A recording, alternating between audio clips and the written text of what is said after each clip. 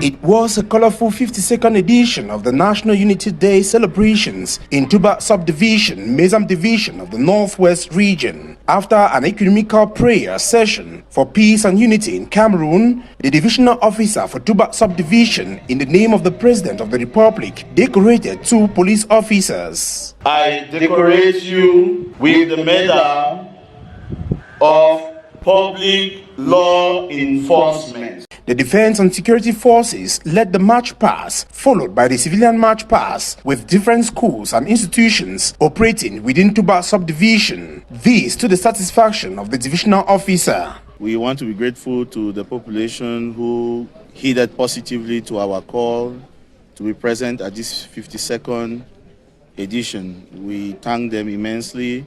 We thank all the stakeholders who have made this day possible. We encourage them that future editions are coming. We started timidly, and today we are on another gear. We hope that the subsequent years, Tubah will finally regain its ambience, which we know of them during such occasions.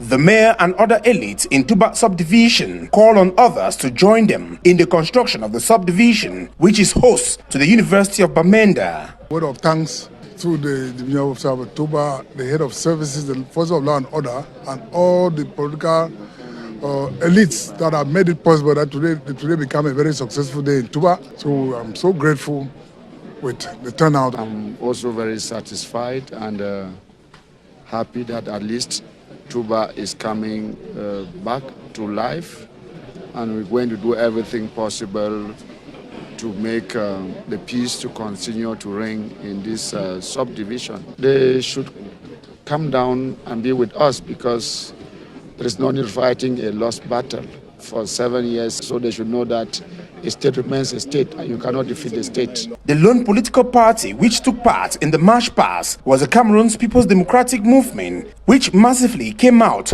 to showcase the unity of Cameroon within the subdivision.